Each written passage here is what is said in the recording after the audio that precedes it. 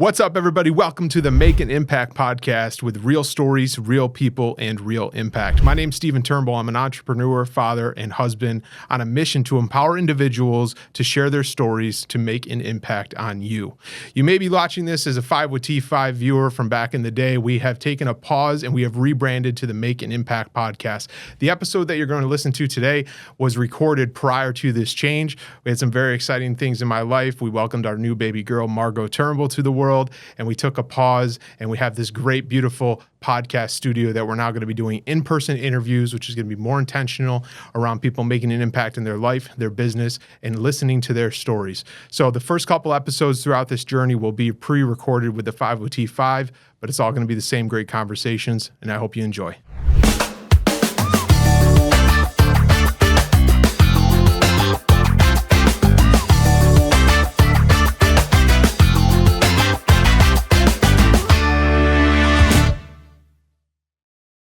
What's up, everybody? Thanks for tuning in to another episode of 5 with T5, where we bring local business owners, community champions, and all around amazing individuals on the show. We got somebody on the show today that has all three of those. We're super excited to have my friend, Paige Haines, on the show today. How are you?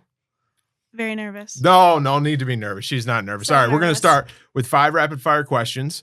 Paige is our podcast and marketing director, so we're going to talk about all things branding, all that. But before, we're going to hit her with our famous 5 with T5 questions, starting from number 1. Paige, one thing that if you had to go back to your high school self, you could bring back, what would it be? Ooh. Well, when I was in high school, I was a theater kid, so I think I would bring back like the spontaneity of it all. I was a little excited to just like hit the ground running every day. If I could have that same energy back and just like the crazy wildness of being a teenager, I would definitely. At the time where you didn't know we're Yes, just living I'm life. like, I'm not scared at all of anything, and life is great. I love it. Yeah. Okay, we're going to talk about branding and marketing today, like I said, but one brand that you think absolutely nails their marketing. I think there's two that come to mind instantly. Sure. Starbucks being one, because I'm a huge Starbucks fan, but somebody who does it big on like the big scene is Nike. Nike is always consistent with their branding, and they have great partnerships, and I think they do it right every time. Awesome. You can only communicate using GIFs or memes. Which the first one are you choosing? GIFs. Which one? Which one? Hit us with it. Ooh, Let me start okay. to give you some time. Mine that I send all the time is the otter that's in the water that's just spinning. When I get the, hey, how's your day going? And just the otter's just spinning in circles. Okay. That's my go-to I like GIF. that one. I really like that one.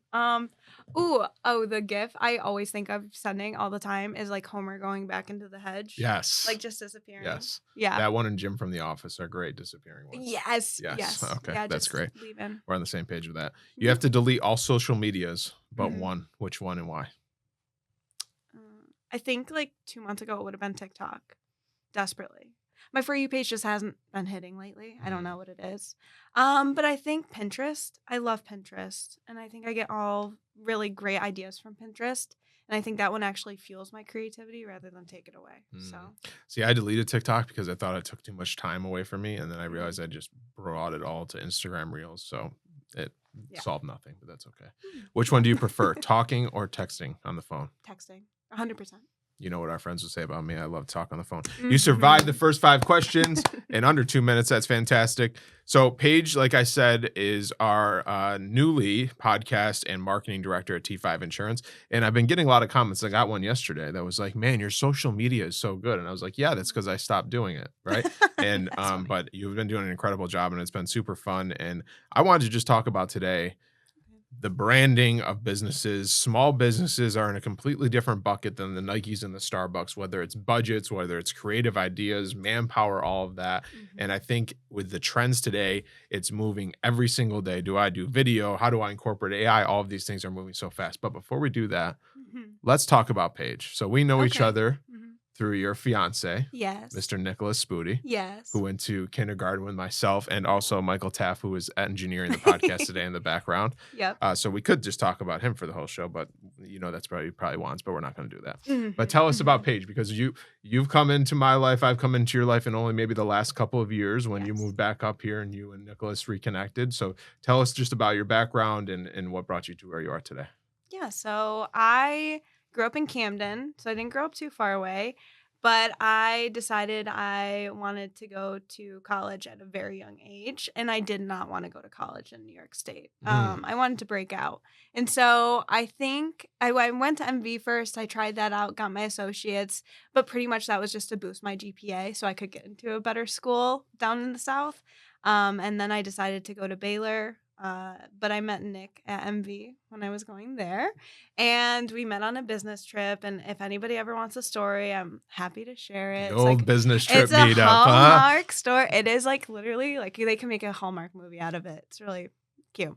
Anyway, so I go to Baylor and I live my life and I do marketing or I study marketing down there and get my degree and stay down in Austin for about 5 years. And it was really cool to live in Austin, especially a little after the boom, and before the huge boom of Austin, like in 2020, when everybody from California decided to move over. Mhm. So that was really fun, but I came back in June of 2023, and then I sort of met up with Nick, and I said, "Hey, how are things going?" Hey, Nick, remember that Hey, business trip? Nick. Hey, how's it going? And then like a week later, I was like, "Hey, I think I'm like in love with you or something." And then he's like, "I think I'm kind of in love with you too." And just, All right. yeah, went from there. And now we're getting married. Now we're getting married in Well, September. big wedding's Very coming up in September. Camp exciting. Spooty. Yeah. We're looking Don't- forward to that. Yeah. Can't wait. Can't wait. Okay. So that is all fantastic. One question I want to ask about what you said is talk to us about your experience of moving out of the area. You said at a very young age, I knew I wanted to go to college and I knew I didn't want it to be in New York State. The why behind that, and then what you think is, if you look back at it today, the most powerful thing that you remember from that experience. Because of like, I think of my experience, like I always knew I wanted to come in. I was going to work at the family business, and that was like all the plan. Went to MV, wanted to go away at school to get that experience. Went down the road to Rochester and came back. Right, so I never really had that experience being completely removed, like you, to move to Austin. Why was that important for you? What do you think it taught you? And looking back now, is there anything you would change along that? So it was really important to me to leave New York State, I think, and to get away. And I think it was more important now looking in retrospect. When I was young and 17 and I was like, oh, I want to go away to college. Like I was a part of that generation that grew up watching like Project X and like all of the house parties and all the, Yeah, and the fun of it all. sure. I also picked a school based on like who was good at football at the time. There you go. So like Makes maybe not sense. the best choices Sure. like to choose where you're gonna go to school. Yeah. But thankfully it was somewhere that had great education programs and like ended up working out for me Sure. in the end. So it was really important, I think, to just get away and to find who I was outside of like all my connections back home, like who Mhm. my parents expect me to be or who my friends were, and like evolve that into like meeting people from Bolivia. Like I have a friend from Bolivia, that really, really like showed me like, whoa, like there's a whole world out there that I Sure. don't even know about. Yeah. It was really important to get away, and I really am appreciative of all that. And I totally blanked on like the rest of the questions that you asked. So No, that was all if part you- of it. I just wanted, Okay. I think the last part was like coming back now and moving Yeah. back. Like, what was the most powerful thing that you think, removing yourself and then coming back to the area and now building a life back here? Like, what was the most powerful thing that experience taught you? Just watching myself grow up. I Mm. think that really was the biggest part, is like when you remove yourself and you see yourself as your 17-year-old self, like living your life back here, you have all those memories attached to that. But coming back and seeing like, wow, I've really grown up. Yeah. Things have really gotten different, especially for the area itself. Like I'll drive by things and it's extremely nostalgic. And I have a lot of good memories tied to that. And seeing how it's changed within the years and Right. just coming back to a community that I don't know. I've always loved, and even though I tried to escape it when I was a kid, Yeah. and just seeing how everything evolves, like Mhm. really, like wow, like time moves and life goes on, and it's just really exciting. I think. Mhm. Yeah. Let's get into the meat and potatoes here. Yeah. Branding, marketing, small Ah, business, yes. awareness, all of that. I want to start by just talking about like what is, for somebody that may be listening now and is like, what are you talking about, Stephen? A brand? Like, what does that mean for you? And is your expertise in knowing everything that you know so well, like, how do we explain that to a 5-year-old of what a brand is? A brand. A Yeah. brand is just essentially, it's all of your marketing elements lifting you up into one. So you want to make sure that you have the same voice. You want to make sure that all of your elements kind of tie together. Everything is like you could easily say in one sentence in an elevator pitch of what you do and who you are, and every part of your marketing should elevate that one sentence. What you do and who you are. I like that. One sentence. I wonder if I have one sentence. I'm gonna have to figure that out. Actually, that's a part of the marketing plan I'm sending you. So. Maybe I'll talk to my great. podcast and marketing manager about the one Yes. sentence. Okay, perfect. Yes. So with the brand, you talked a lot about Nike, Starbucks. We can go, like in my world, I refer to it all the time. Like my goal is to try to do what Geico does on my scale, right?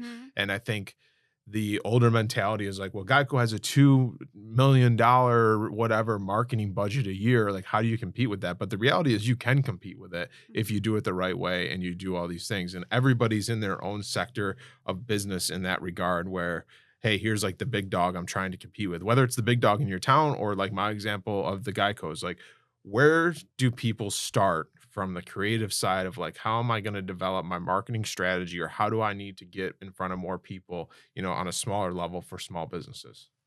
I think the first element is figuring out who you are and why you're doing it in the first place. Like, if you can't figure out why people would even want your services or who you might be, you're really not going to go that far. And so finding that audience, understanding what their needs are, and really meeting them where they are. I think a podcast that you just did recently, not to promo one of the other 5 with T5 episodes, but she mentioned Trisha from Anita Swans. She mentioned Venmoing during their annual telethon. Yeah. That's huge. Like, you have to evolve with your needs of your audience and your customers and really meet them where they are. And so I think when you draw inspiration from those bigger brands like Geico or Nike or Starbucks, when you're drawing those inspirations, you can do it on the smaller scale. Like, I just went to a conference last year. It was State Farm was one of the marketing director of State Farm was up there talking about how they're innovating their own marketing. And so they're going to conferences for gamers, and they created a whole app that's just like a game. And you play Jake from State Farm, and he's going around the community, like, fighting things. You get like a little badge during the conference, and that's really cool. But like, you don't think of State Farm. When you think of State Farm, you don't think of them going to a gamer conference. Like, and elevating your brand into different audiences and seeing what they like and what they want to promote yourself, like, that's really unique and that's really cool. And drawing inspiration from that and going back to State Farm, they have one key element, Jake from State Farm, that everybody knows. Yeah. So if you can drive that, like Steve from T5, like, you know that is going to be an everlasting marketing element that you can continue to use. Right. Now, there's going to be a cycle to that. Right? So it's going to be really slow to get there. And then once it takes off, and it might not last up here on the high peaks for very long, or it might last there for years, just like Jake from State Farm. But making sure you're understanding that life cycle and how that's playing out for you, because you need to know when it's time to switch it up. And you need to know, like, when you're down in this area, it's not that you're failing. It's not that you're not getting close to success. It's just maybe you haven't had the best idea yet. And it's getting through all of those, like, lower level ideas or ideas that don't fuel you to get to those higher peaks. So it's just like, keep trying, keep innovating. Marketing is always about, like, I like to say, trying and failing, and then finally getting it, and then trying and failing again. It's really all about trial and error. And if you really pull your analytics in and keep analyzing it when you're failing, you're going to get better. Right. It's going to transform how you do your business, and it's going to transform how people see you when you're really looking at all those analytics after you fail. I think I found my one sentence. Okay. While you're talking, and I want to talk through this on the podcast, is like, if you look at, we have like 190 something Google reviews right now, which we're very proud of and have made a lot of work in order to do that. And one thing that's consistent through there is, like, Stephen and our team made the process so easy. And the proudest thing that I'm most proud of on that is that it's not like Stephen saved me money. And like, if you look at the Geicos, it's like 15% can save you in 15 minutes, all this stuff. Like, that's what they're pushing. And then they get them in, and it either works or it doesn't. And I feel like, to an extent, we do that of like, hey, we save somebody this much to get them in. But I think it's on the business owner's responsibility, and I want you to pick this statement apart. it's on the business owner's responsibility. Remember, like the brand and the experience and the marketing is throughout the whole process.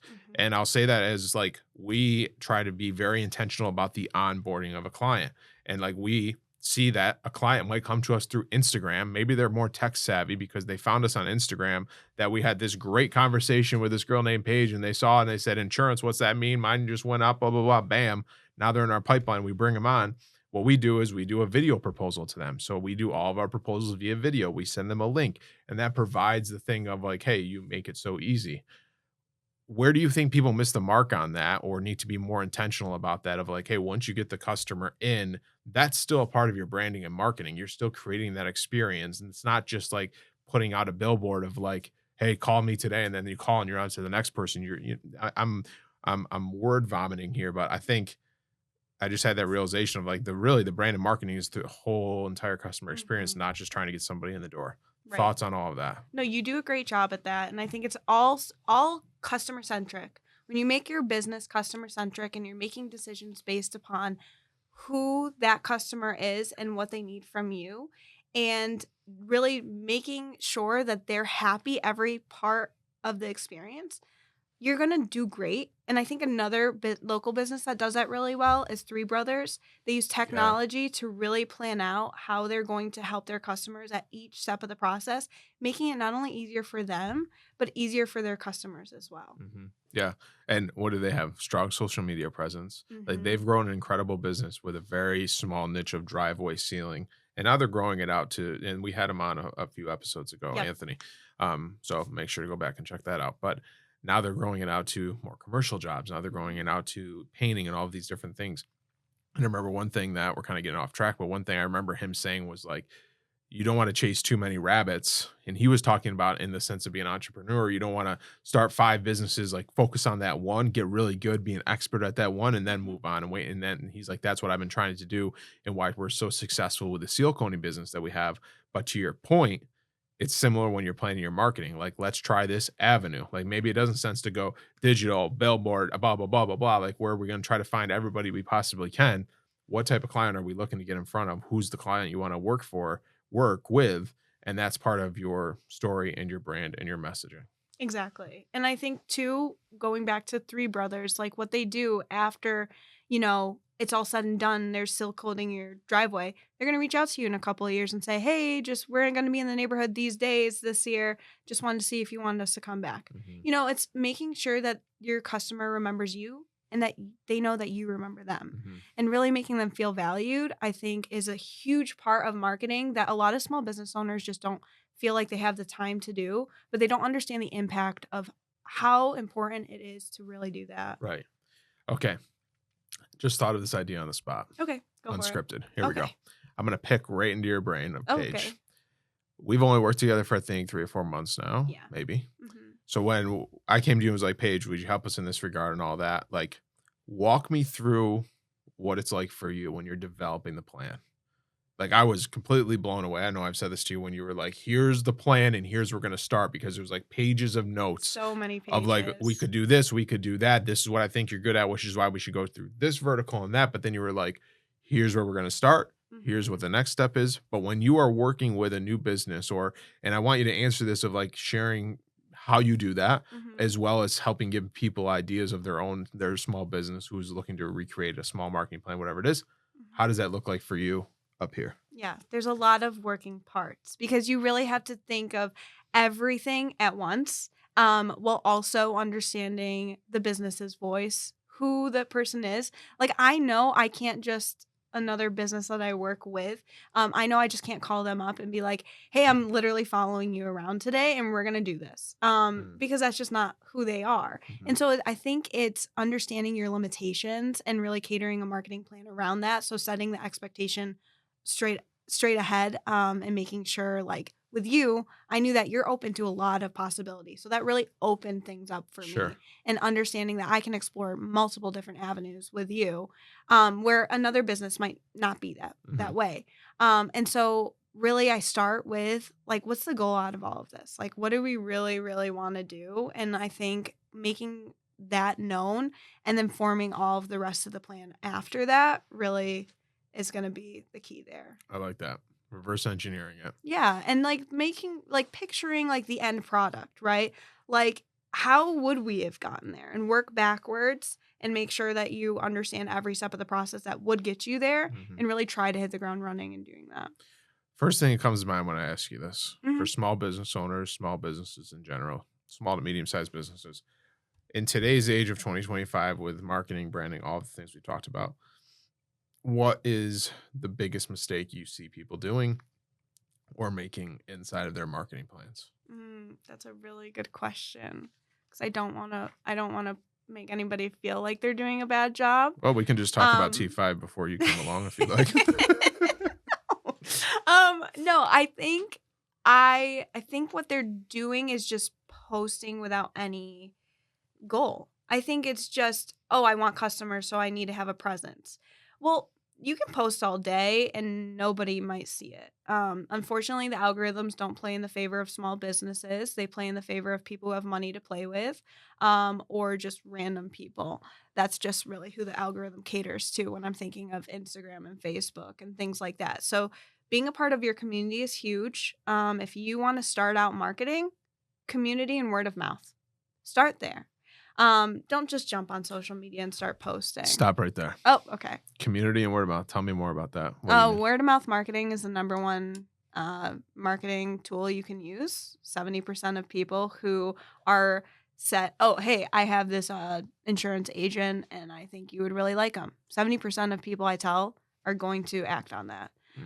Whereas, like, if you see an Instagram post or you see a TikTok, you know, a majority of the time you're never going to click on that link to get to wherever, and then you're not even going to complete the sales funnel. Essentially, you're never going to become a client or a customer. Word of mouth, though, it's the biggest thing you can do for your business. We tell people all the time the greatest thing you can give us is a referral. Because to Yeah. your point, if I tell you to go see somebody, you I'm going to. trust me, Yeah. you're going to trust me enough to know that Steven sent me there and that's the best situation for my needs. Insert need here. Also at T5 with the young team that we have, I tell everybody all the time. I say we do a really excellent job. People are going to tell 10 people. We do a bad job. They're going to tell 100. That's just the way it works. Exactly. That's just the way that society is right now. They're going to tell their 10 closest friends if I had a great experience with T5 insurance. If you need help over there, if something goes wrong and we do something to our standards that we shouldn't have done, they're going to post it on Facebook and tell thousands of people. They're going to do, right? So Right. I think it's important. I love the fact that you said community and relationships because that's what we try to do very heavily. And a majority of our business is referral business off of that and asking for the sale. But then what I want to tie into this conversation is what does one person do when you do that? Check out their social media, check out their Facebook page, check out their Google My Business. Like, okay, Mike sent me this person and told me to go call him, but let me go look on my own real quick. It's like, it's the Amazon model. What do we do? We trust strangers that tell us that this product is absolutely amazing. And we hit add to cart now immediately. And it's there in 2 days because 4,368 strangers have told us that it's a great product to buy. Exactly. Right. And so I think that when you tie in the branding and marketing, there's so many aspects that we've gone over today of like, that whole process of the client. Once it's a client, you're still branding and marketing to that client. But then it's the social proof, I believe they call it in your world. Yes. Correct me if I'm wrong. No, yeah. Okay. The social proof of like, yeah, I got that referral, but going back and seeing that they're there. Right. Last point, because we're coming up on time that I want to talk about. We went through a lot and a lot of different angles. And for someone who's nervous on a podcast, you're absolutely crushing this, by the way. Great. Thank you. I'm a little less nervous now. But yeah, perfect. Yeah. Where should people start? We talked about some mistakes. We talked about, what's that client, but like it can be so overwhelming of like, what do I need to do? Do I post the same post on LinkedIn, Facebook, Instagram, YouTube? Do I get all of these things together? But if I'm watching this right now and saying, I got to get started on that somehow. Yeah. Where do I start? Pretend you're the customer. That is so powerful. That is the most powerful thing, I think. Like, what would so you far. want? That's so good. And for me, at least, usually when I go through this, I say, okay, I want an easy website experience. So I'm going to make sure that the website doesn't take a long time to load. I'm going to make sure that all the things on the header are easy to get into and there's not 25 different sections to each category. It's going to make it less confusing. Anything that can make the process simple for the customer is going to be what you want to start with. So that's if it's simplifying, like, let me get a different Google phone number to make sure that I'm there for my clients, but also prioritizing my work-life balance. Like, it's really understanding like where you want to go, but also what they need Sure. and how to simplify all of that. So there's really not like a blanket answer that I can say like, oh, go post this post on Instagram right now. And because you're all small businesses are going to be in different stages of their marketing life technically, but if you're starting out day one and you don't know what to do, think about what your customer needs and wants from you and start there. Yeah. Yeah. I that's what, like, with the video proposals and the video marketing and all that, I try to say we try to meet the customer where they want to be met. And I know you said that multiple times. Yeah. Paige, you crushed this. Oh, thank you. Thanks for Thank you being so here. much. Where can people learn about you if they want to talk to you about your services and all of that? What is the best place to get in touch with Paige? You can email me, I guess. Paige Haines, like PaigeHaines, #2 @gmail.com. Perfect. And I guess if you want to follow me on social media, you can do that. Thank you for all the work that you've done. Okay. Our Yeah, of course. podcast and marketing manager will put that in the show notes. Oh yeah, That's I right. think they will. Yeah. Perfect. Mhm. We appreciate everything you've done for us. Thank you for being here today. course. Everybody, that is another episode of 5 with T5. Thanks for joining us. Check out our YouTube channel, Facebook page, Instagram. That's where Paige puts out all these episodes every week and makes us all come to life. We appreciate you following along. Remember, until next time, the power of connection and learning from one another is what makes our community thrive. But most importantly, remember to make an impact in someone's life today, even if that's your own. Stephen Turnbull with T5 Insurance. We'll see you next week. Take care.